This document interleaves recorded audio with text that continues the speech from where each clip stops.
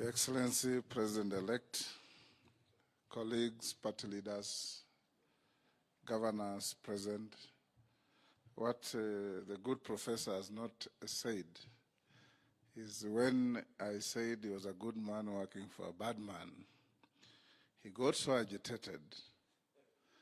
Then I told him, stop behaving like you're being electrocuted on your chair.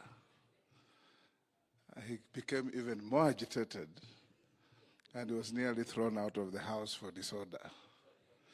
But it has come to pass, and now him and I are associated with and working with a good man. We start this afternoon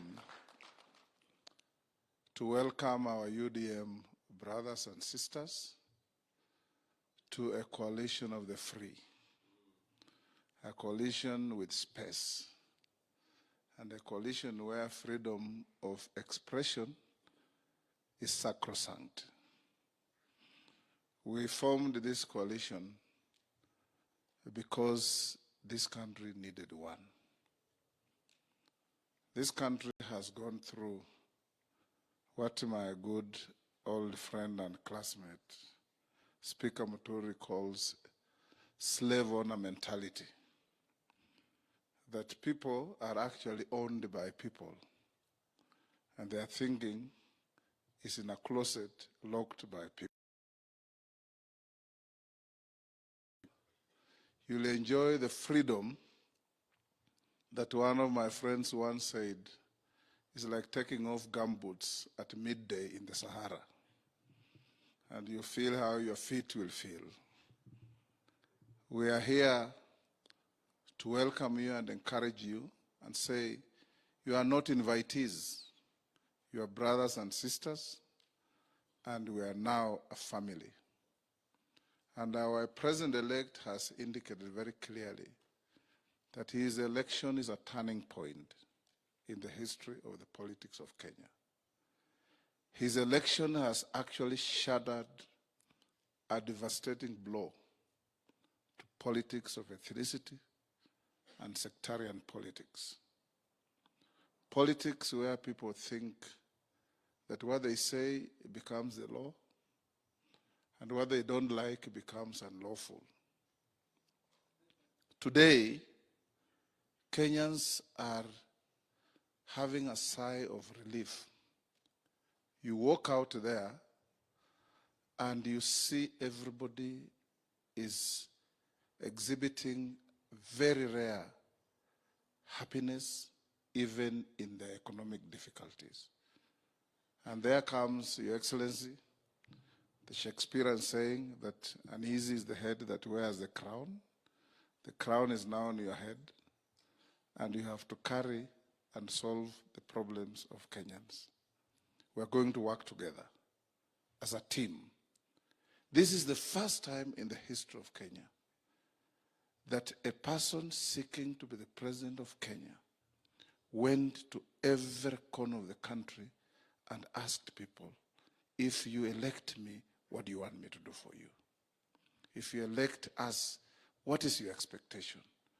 Because there's always been this arrogant disposition of us in leadership thinking we know what Kenyans want, and we impose on them our values.